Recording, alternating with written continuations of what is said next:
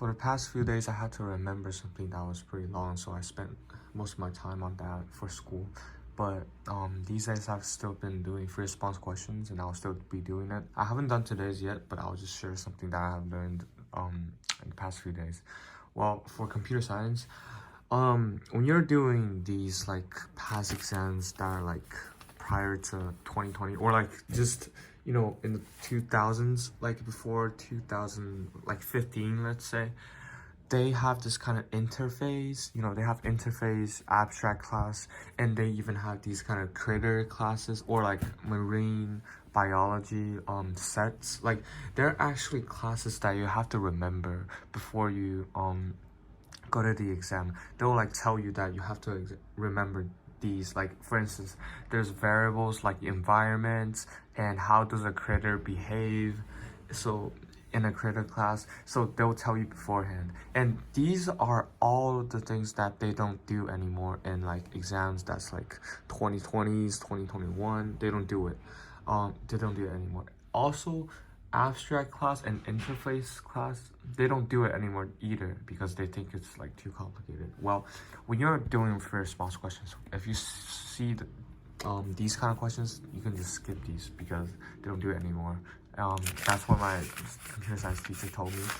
And I would say the biggest thing for these days is you really still want to know the difference between a 2D array and array list, because for array list you can only use the .get method to get a variable from the list, but 2D arrays you can just use the index directly.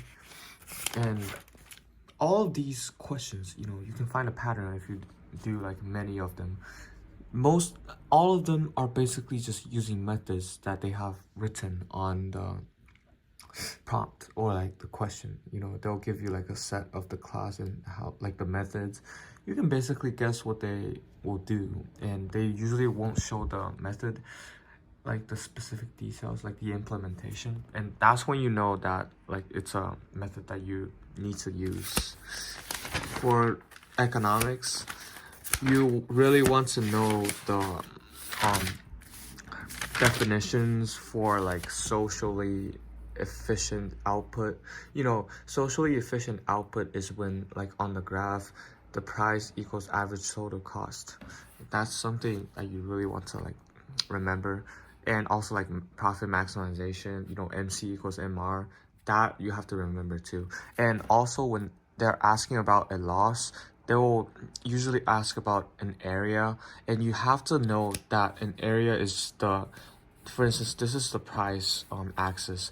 The price axis, it is the area of this rectangular, or like sometimes like trapezoid shape, that connects the price difference and the demand curve and like cost. I would say, like, sometimes it's like average total cost and demand curve, there's a difference, so there will be a loss, and you have to like know how to graph that kind of area. And yeah, like this. And also like where the quantities are, when is socially effective output or efficient output. When there's also like externalities, what quantity should it be at, like what curves should intersect, and at which point, or what price. And yeah, one more thing about computer science, you really want to get used to, or like get good at doing these inheritance questions. That's pretty hard.